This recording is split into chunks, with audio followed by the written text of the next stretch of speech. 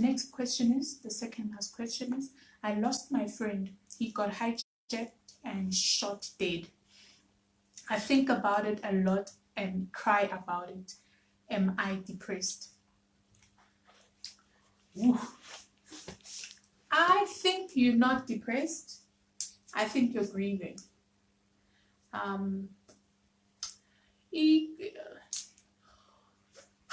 think you're not depressed. I think you're grieving. Grieving is... Then I would argue that depression is part of grieving. Yes. It's that stage just before acceptance. Yeah, because there's gonna be denial, so that part is type of a touch of depression when you're in denial, because then you're stuck in that box I was talking about earlier. Okay, so but it's different because and something happened. An action happened, a trauma happened. So it's not really depression. It's a trauma. And I think the best thing to do is separate it.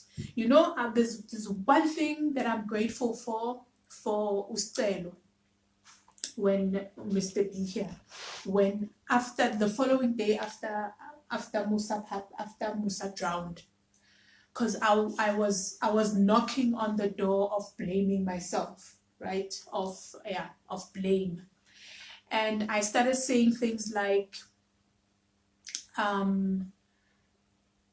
no, I should have been there. Like I should have done this. I should have. There's certain things that I should have done for him not to die, right?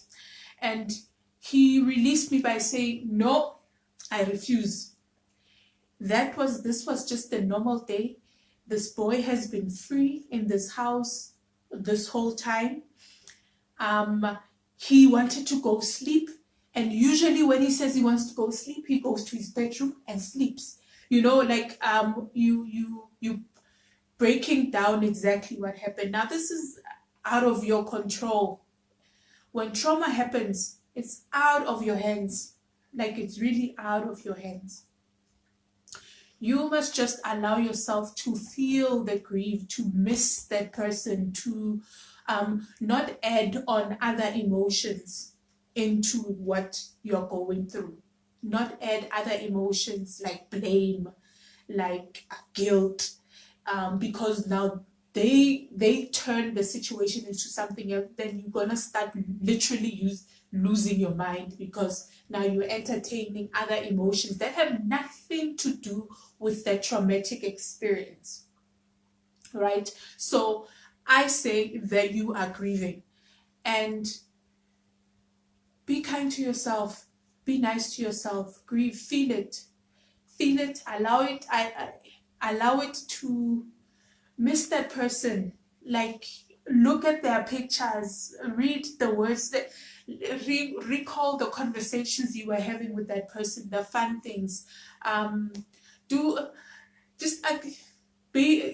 yourself to actually miss this person, because you have to go through this. You have to go through this so you can move on from it. And you must be careful not to stay in that ball for too long, because then it will turn into depression, because now that's a prolonged emotion. And I know, I'm speaking from experience, I know that there is no time regarding grief. Because something will always trigger a memory about that loved one of that. So be gentle with yourself and just allow yourself to feel it. Cry. Cover yourself in their favorite blanket. Have those conversations. Allow yourself to feel that. Mr. B, what do you think of it? I like the thing about conversations. So try this exercise. And again, this is something that I did a lot of when our son passed away. Have conversations with different people that also knew. So I had conversations with different people that also knew Umusa. But I would force myself to see him from their perspective, to see their loss. So try to also see the loss of other people who also lost this friend of yours. from our parents, what, because they'll feel a different loss. To abantu abeba close naye who are not you, they feel that loss, but they feel it differently. So to throw caution to what Lesego is saying, because it is true, you do have to still go through that and not suppress it, because if you suppress it, then you really become depressed. But while you are going through it, I just throw caution by saying, please don't try to reinvigorate the spirit, to repress, because then you will be depressed. You know what I mean? Try to do it in such a way that the conversations about the good that the person brought to your life. Try to focus a lot on all the good that, you know, try to celebrate someone's life, you know, while you are grieving someone. It's just a thing that we all need to do, because we all go through those stages of going through grief. But celebrating a life, I find, is very powerful. So when I started just celebrating a life comes, I started just talking to other people that knew him in a celebratory kind of a way. The things that he did that were funny to me, the things that he did to grow me, because he taught me a lot. At 4 years old, I was looking at how he does the comprehension, and I learned a lot about just how children build up comprehension. And some of that trickled into my work with entrepreneurs, my work with couples. It just helps to see the thing from a different light. When you have those conversations with different people, just see him in a different light and see the other things that the person had brought to other people's lives. That usually just helps, because you must remember, just like we said when we started, depression is having that one thought and being stuck in that one place. And I know I can just tell from the question, and I know with us and what we went through, there's usually in the whole action of what happened, there's that one moment that really gets stuck. I remember for Lesego, she was saying it was when he found Umusa in the water. Then you can forget everything else that happened around, and the phoning of the people and the rushing to the hospital, but you remember that one moment of trauma, that moment stays. So the work that we try to do, especially if we mix it in with some NLP, try to move the mind from that state. Try to do things that move the mind and perceive other things about him and about what happened. Because when the thing happens, we totally forget the whole thing. We remember that one instance that is traumatic. That's what trauma is. It's when that mind is stuck on just that one thought. So try to move from that thought. Find ways to move from that thought, to try and see the beauty that this person brought, see the life that they brought around you, and maybe try to heal from that perspective. It's all part of forgiveness. It's the whole compassion thing. I think what you can do if you find yourself being stuck in a particular moment, it's for you to then reset that moment, right? So when you go back to that moment, when it comes again, that moment to try to shake you, find yourself looking at it, not going through it. So, because then that's a more empowered place to be at, because emotions don't have timelines. It doesn't know the past or the future or what's happening currently. Immediately when you have that emotion, when you're going through that again, it's happening right now, and then you're going to find yourself repeating that cycle over and over again. But if you put yourself in an observing position where that particular moment that is very traumatizing, and you come back, you look at it, then that's more empowered. Then you are able to go back to that time, because I need you are observing, and say to that person, say to yourself, because you have different versions of yourself. There's a lot more breaking down of who you are. So then you go back to that person, to yourself that went through that, and say to yourself, you'll be okay. I am here right now to tell you that you'll be okay. So that's where you then get the empowerment. It's very important for you to be in that place, and you don't have to rush that moment. But one day, immediately when you try, at least now, I guess it's important that now when you hear this, it was meant for you, then it's time for you to probably be in that stage, be in that empowerment stage where you look at it, look at that experience, and just breathe through it and be okay with it. Okay. All right, now we're going to do the last question. Yo, did you put this in anything other actually? Hey, I thought we were just gonna do this. Okay, I lost my baby when he was 9 months old. I'm struggling. However, I'm not sure whether this is grief or depression. How can one differentiate the two?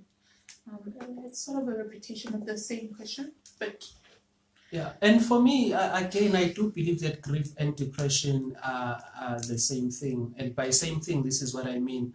It's said that there are 5 stages of grieving. There's denial, there's anger. What's the third? there's bargaining. There's bargaining, then there's depression, and then there's acceptance. So depression comes right before you start to accept the thing for what it is. So for me, I let me take a different route at answering you, because we also lost a child, like we've been saying, so we kind of really understand what you're going through.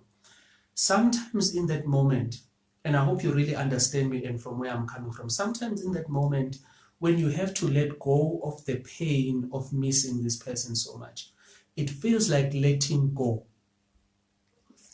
of them. And we hang on to the pain body and the pain part because we don't like to let go. That really feels like loss. In fact, the other day when we were talking about it, Lesego, we were saying one of the questions that should be included when a person does their shadow work and they really try to go within and really deal with the demons that we have within, the challenges, the real challenges that we have within, is who am I without this? Because the state that we sometimes find ourselves in when you are going through what you're going through is that you start feeling like, yeah, but if I am happy and my child passed away, I'll feel sharp. You feel like, but I can't let them go. So then you end up not letting go of the pain because you're trying not to let go of the person that passed away. So for me, the differentiating that is important is that one, more than the differentiating of grief and depression, because those tend to be the same kind of outplay anyway. When I'm grieving, I will go through depression as one of the stages of me grieving. But that stage is just before I hit acceptance. And I suspect, this is me just suspecting, I suspect that it's because after depression, what else is there?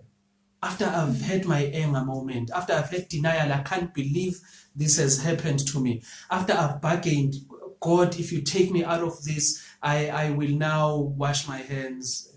I don't have an example. But after depression, honestly speaking, there is nothing else to do. And that's why we said we will do this, and we don't even mind doing it live. We don't mind when the work comes to us in this way. One of the struggles that I've had personally as a coach is we don't want to find ourselves at a place where you are just trying to heal people, even people who didn't ask you to come and heal them. I hope you understand what that means. Where you just play Jesus. No, like I feel like, Mina, I know better, so that's why I'm the voice that is speaking. I'm not that kind of guy. But when a person says, please help, I'm at a stage where I would like to let this go. It is painful to me. That for me, that's why Lesego earlier was saying she likes that part of the person who's saying, please help. Because that says you are now ready to start moving. It says you are now ready to start moving towards acceptance. That's when depression, rock bottom, when you've reached your rock bottom, where you feel like I've cried all the tears that I can cry. I don't know anymore what to do or who to be. Then you are ready for acceptance. That stage, as daunting, as painful as it may seem, that's why Lesego keeps saying, feel the things that you feel you need to feel at that point in time. She's trying to say, get to the stage where you are hitting that rock bottom, where you're like, after this, honestly, what else can I do but to accept the things? You know that prayer that the AA people do, help me to accept the things that I cannot change. You know, there are things that they are just beyond us. Once our child had passed away, we can't change that. I can desire to change that all I like, but I can't change it. It is now a reality that I live with every day. This is why I was speaking about don't allow things like blame to come into the play, because they will only cloud the situation even more. You could easily get into, but I could have, I should have, why didn't I? those things don't really help in the greater scheme of things, because now that it is done, it is done. You can't, once you've hit that pinnacle of pain and hurt, you can't hurt me more than me losing my son. I can only from this move on to acceptance. There's nothing more beyond this. I have buried my boy. I can't anymore. This is it for me. The only thing I'm really left with is I can forgive myself. That's why we keep speaking about forgiveness, because consider that the alternative is way more painful. Let's say, and I really don't want us to really take it there, because that's touching the pain body too much. But let's say you then end up feeling like, I don't deserve to live. What good does it really actually do? Because now even the people that were trying to support you, now even them, they become even more lost. Once I have lost my child, me also not living doesn't really help the situation ultimately. It only hurts the other people around me even more, because now they lose too. I know it's a very weird way of looking at it, but forgiveness then becomes the only other play that I have. I can forgive myself here. I can start to chant a way forward here. I can start to, this is how I like to look at life. And I know it may sound simplistic, because when you're going through a thing, sometimes these words are also not enough. But this is how I look at it. I am the type of guy to write that book about this. I am the type of guy to do these sessions and try to help somebody else, because I have gone through it, which means I have gone through it. The thing that Lesego was saying earlier is so important to understand, that when there's no real time in the spirit realm and in the thought realm. When I say to you, and this is a popular exercise that psychologists sometimes do, when I say to you, don't think of a cat, the first thing you think of is a cat, because to the mind, don't. So when I say don't think of, so even when I keep thinking about the thing that is traumatic to me, it plays now and the pain is very present. So I know exactly what this person is going through. The pain happens now. There's no, yeah, but it happened last year. Yeah, but it was last week. Yeah, but it was last month. It is happening now, because to the mind, there's really no sense of that kind of timing. So because of that and understanding that, rather than take the route that says, I have gone through it, the thing has happened to me, I have buried my boy, it has happened. Now I must pick myself up. Now I must be the guy that starts a foundation that does awareness. Now I must be the guy that writes that book. Now I must talk to other people who are going through this. I must find meaning. And I like that, find meaning, because it speaks to that renaming. We kept on mentioning renaming the situation, renaming the meaning of the situation. Because what really keeps us in that head space is because the meaning, what it means for me to lose my 9-month-old baby, it's the meaning that really actually hurts. We feel that like it means I'm a loser. It means it means I'm no longer a mother. Because I think the challenge would then be this question that if this is true, then who am I without it? So the challenge was, I no longer have a child, so I can't identify as a mother, because that was one of my challenges, is that I can't identify as a mother.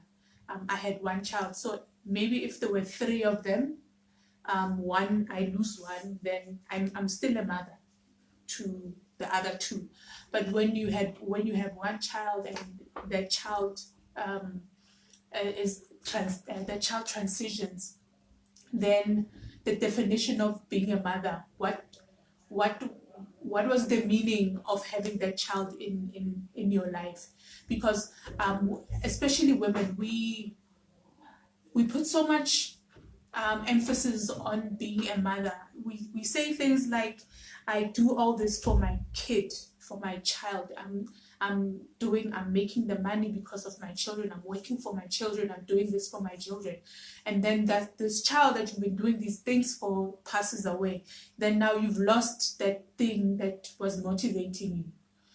That was propelling you, the definition of a mother. It was my definition that defined you as a mother. So, and in turn, this thing doesn't go, because you're a young person, you're going to be pregnant. Found that I'm pregnant right now. When I found out that I'm pregnant, it sort of came back, where I had to deal with the fact that am I even capable of being a mother? You know, Mm. So you put yourself in you sort of you re-traumatize yourself, and it's unnecessary for you to do that. So ask yourself the definition of a mother. Look, it's we've been saying the processes of depression and of grieving, the processes, and if you need to be, I'd like for you to be in a place where you don't define yourself, but by the things that you own or the things that belong to you. You need to be so empowered that you define yourself. You're not defined by anything else around you, but you. You know who you are. I know that I'm a mother because I have a son. He has transitioned, but I am a mother. I am a mother because, so you need to redefine quite a few things, rename a few things, and really go to the core of what really hurts about the loss of your child. Because, these people are here to do their thing and they're out. Some of them are here, they live longer than you, and some of them, they live shorter than you. But human beings, we are here to do our thing. And it's not about our parents. It's not about the people that we are sharing life with. It's about you doing your mission when you're here. That boy, that Musa guy, he was here to do a mission. The things that he was doing, he changed a few lives. And then you need to, the 9-month-old taught you how to be a mother. You know how to carry. You know that they're here to teach you certain lessons. And then when you find out, when you ask your question, what am I without this feeling? That's when you find out. That's when you find the meaning of why this person was even here. What lessons were they taught? Your lessons, because Bona, they've lived their life. They're not regretting to die, because you can't even think for them. So it's it's about you at the end of the day.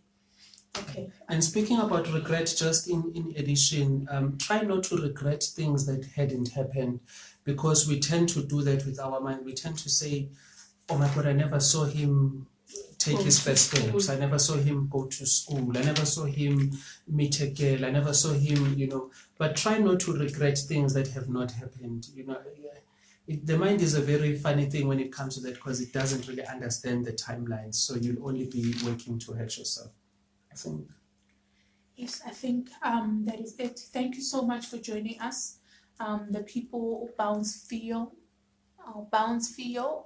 they were a bit lazy, and there were some other people. That's bounce. Yeah. It's not boys. Clearly we are exposing our age here, but yeah, boys or bounce or you please correct us. But thank you so much for thank you so much. It means a lot to us. Guys, those of you who didn't catch us earlier because we're late with our technological issues, apologies. We can only work to improve. We test these things, but when it's time, the things have their own mind. But that's not an excuse. That's just us saying apologies. We acknowledge that we let a few people down that really wanted to join us. So we'll make sure that this recording is available on YouTube as well, for people that didn't catch it. I think it was an important conversation. And some of the things, cyberbullying and absentee fathers, I kind of really feel passionate about those topics, so we will put it up on YouTube for people to access it. Please keep supporting us. We're trying to grow the thing. Obviously, we're working on better lighting, better audio, but please keep supporting. Drop a like, drop a comment, subscribe to the channel where you can, Masi on YouTube. It really helps us as well. It encourages us, to do this kind of work. Like we said, it's a work of passion for us. It's like a calling. It's something that we've always known we have to do, but we've kind of ran away from, because when we were younger we wanted to make all the money and do what we gotta do, but we wanted to live. But we feel like the time is right now. We have that voice, and we need to start being a little bit more present to it. that's my heart, and I just wanted to thank the people that joined us here. Blessings. Yes, Malebo. I always say Malebo le lerato because ke a leboga, ebile ka nnete ke a lerata. Yeah, thank you so much for your time. We see the lights. Yay! Okay, cool. Thank you. Bye bye.